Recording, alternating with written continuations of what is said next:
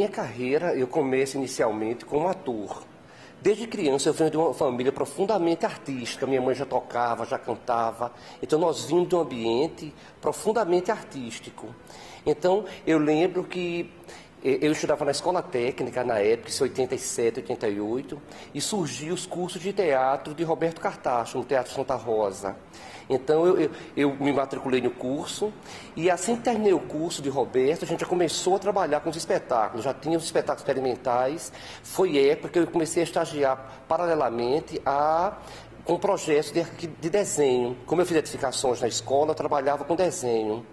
Certo? Então a primeira Paixão de Cristo eu lembro, inclusive, do saudoso Balula. Ele me convidou para ser maquiador. E eu falei para ele que, de certa forma, eu não era maquiador, eu era desenhista, eu pintava. E para ele era a mesma coisa. Ele disse, não, Williams, vai só mudar a matéria básica que você vai trabalhar. Então, basicamente, sem preparação, a preparação que eu tinha era de artista plástico, não era de maquiador. Então nós fizemos a primeira Paixão de Cristo e desde então, no ano seguinte, eu já comecei a pegar espetáculos de grande proporção, porque boa parte da Paraíba tem uma tradição de maquiadores geniais, que a maioria não vive mais aqui. Alguns foram para a Europa, outros para o Sul. E então eu passei a ser a bola da vez na época. Então nós pegamos espetáculos de proporções muito grandes, né, que deu a possibilidade, inclusive, de poder viajar. E dentro dessas viagens eu comecei a fortalecer o meu trabalho tecnicamente. Eu me sinto um artista muito privilegiado nesse sentido, porque eu tive o grande prazer de trabalhar com diretores maravilhosos. E mesmo trabalhando na maquiagem, ou no figurino, ou na técnica, eu sempre acompanhei os processos de montagens, mesmo se eu não estivesse trabalhando como ator. Por exemplo, tenho o grande prazer de trabalhar com Fernando Teixeira, sabe, ver o cuidado que ele tem com a obra dele, sabe, de trabalhar com Roberto Cartacho, de trabalhar com Tarcísio Pereira, de trabalhar com Eleonora Montenegro, com Zezita Matos, com Valdemar Solha. Eu tenho trabalhado durante esse tempo com os artistas assim mais, eu não digo nem o que explodiram talvez na mídia, porque a gente sabe depois de um tempo que explodir na mídia não significa ser bom. Eu acho ser bom, às vezes nós temos pessoas geniais que por questão pessoais, elas querem se guardar, elas não querem estar expostas, certo? Mas eu lembro de tanta gente boa, sabe? De atuações memoráveis, assim, eu lembro de 15 anos depois, com Fernando Teixeira, do Braulio Tavares. E alguns espetáculos nós começávamos sem pretensão nenhuma. A gente simplesmente começava, mas era interessante também como algumas produções tomavam corpo. Depois crescia e viravam coisas maravilhosas. E outros já era o contrário. Nós montamos produções assim de 80 mil reais na época e que passavam um mês em cartaz, 2 espetáculos, ia desfalecendo, ia morrendo. Então a gente passou a perceber depois que dinheiro não poderia ser um termômetro ou grandes atores. Não. Às vezes coisas tão sublimes, tão mínimas, sabe, atores iniciantes. Só que eu vejo que o grande lance sempre foi esse. Eu acho que era uma boa orientação, uma disponibilidade. Porque eu vejo que não há fazer as coisas pela metade, né? Fernando Pessoa sempre diz isso, né? Faze tudo em tudo que fazes, porque a lua em cada poça brilha, porque a alta vive. Então eu vejo que não há como fazer meio teatro, meia literatura. Sim, tem que se fazer as coisas por inteiro. É uma questão de dar-se. De um momento para o outro começou a surgir as produções de cinematográficas, né? Os curtas, os longas, os médias. Então eu lembro que um dos primeiros que eu vi trabalhar foi o trabalho do Carlos Dowling,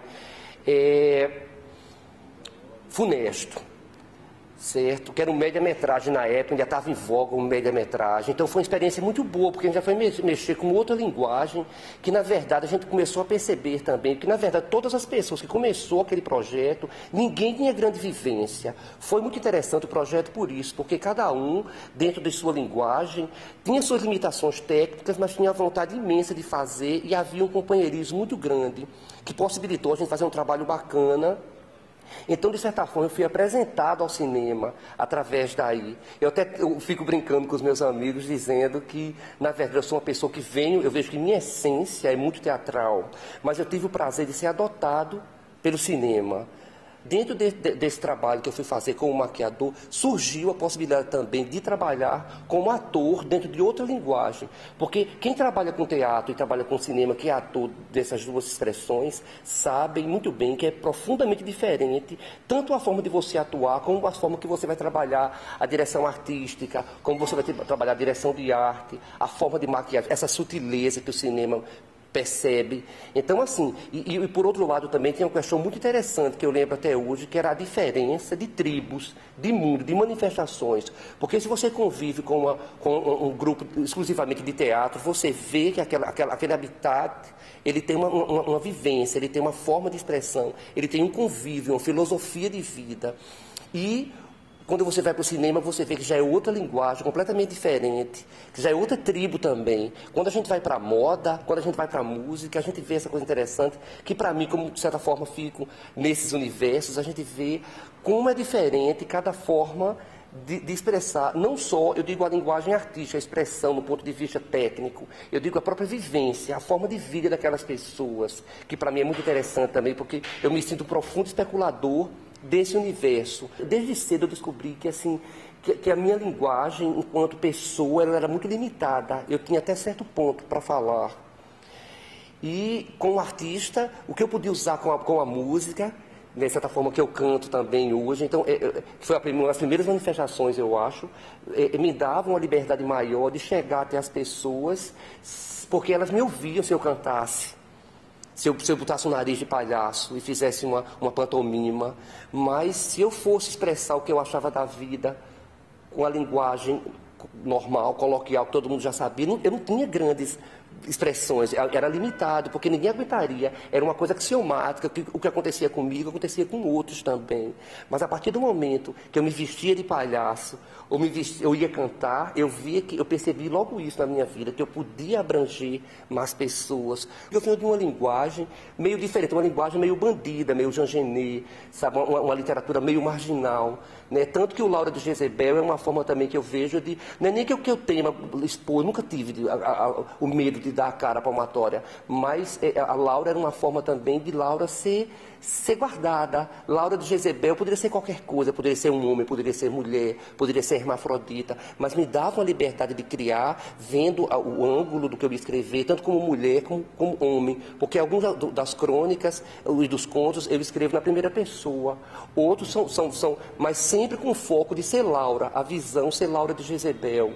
Inclusive estou tentando trazer também para o teatro, apesar de eu escrever puramente em forma narrativa, não tem nenhum interesse dramático a princípio, mas eu penso em estender isso, aproveitar, depois que tem contos que eu fico 6 anos na revisão de um conto. Alguns amigos meus falam que eu sou obsessivo, mas é diferente a literatura que eu faço, porque o que eu faço de literatura está lá registrado, é diferente do teatro que eu faço e saio de perto. E mesmo que eu filme aquele material, que eu grave, não será mais teatro, porque só é teatro porque eu estou fazendo ali, eu estou fazendo aqui, você está vendo aí.